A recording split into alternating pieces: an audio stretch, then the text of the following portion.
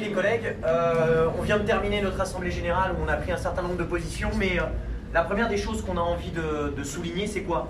C'est de dire que un des premiers faits marquants de cette grève, c'est le fait qu'enfin, la question de comment la Poste calcule la charge de travail des facteurs et des factrices, ce vol de temps de travail, ce manque et ce défaut de transparence dans la quantification de la charge de travail, autour d'algorithmes, au lieu de prendre l'expérience, le vécu de ceux qui sont sur le terrain, enfin, c'est sur la place publique. Enfin, cette discussion ne pourra plus être esquivée par la direction de la Poste. Enfin, ce que nous portons depuis des mois et des mois, par la grève, par la mobilisation, par des recours juridiques, concrètement ces 4 dernières années avec 22 condamnations pour la Poste, enfin, ça fait partie du débat public. Aujourd'hui, en réalité, suite à un article comme ça, suite aux décisions de justice qui sont tombées pour condamner la Poste pour défaut d'information, suite au fait qu'il y ait des experts qui expliquent qu'on ne sait même pas comment la Poste fait pour quantifier la charge de travail, normalement, le ministre de tutelle, les représentants de l'État devraient demander à la Poste de se mettre autour d'une table, d'exiger des explications, d'exiger des éclaircissements. Pour nous, cette question-là est une question essentielle que nous avons portée au cœur de notre grève depuis le 26 mars dernier, et la Poste ne pourra plus cacher le fait qu'elle nous vole du temps de travail, ne pourra plus cacher ce débat, c'est devenu un débat public.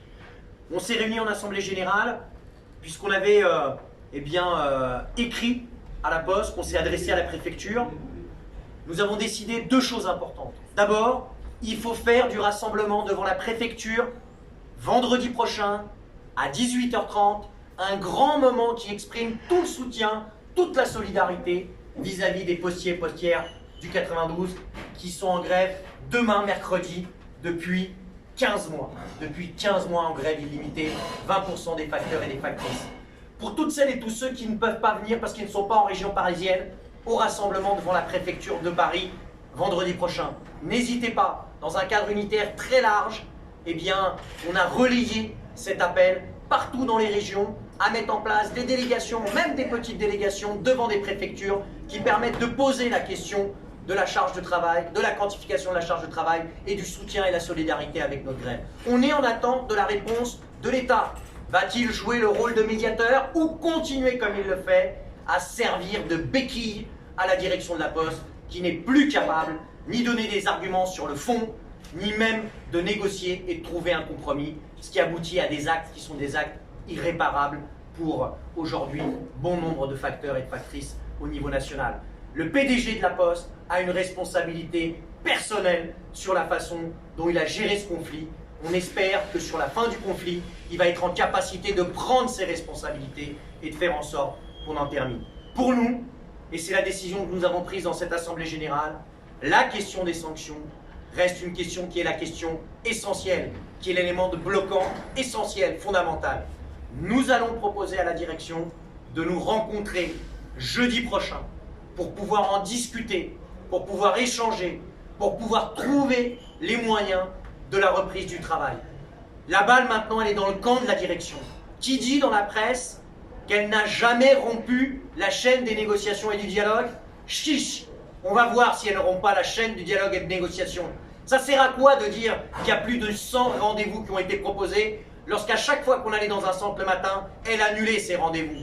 Ça sert à quoi d'expliquer qu'il n'y a pas de rupture dans le dialogue alors que lorsque l'on propose de se rencontrer et de se voir, notre proposition reste lettre morte? Chiche, on va voir si la direction de la Poste a envie de dialoguer, a envie d'en terminer avec le conflit, a envie de enfin finaliser le protocole de fin de conflit. Nous sommes disponibles, c'est le mandat qui est le nôtre, et on sera disponible jeudi, mais en vérité, dès cet après-midi, pour pouvoir le faire avec les représentants dont la Poste aura jugé utile qu'ils soient mandatés.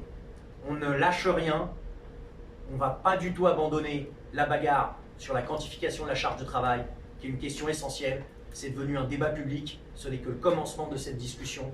Maintenant, à la Poste de rendre des comptes sur comment elle quantifie cette charge de travail. Parce que la Poste, elle est à qui? Elle est à nous! Et la Poste, elle est à qui? Elle est à nous! Et la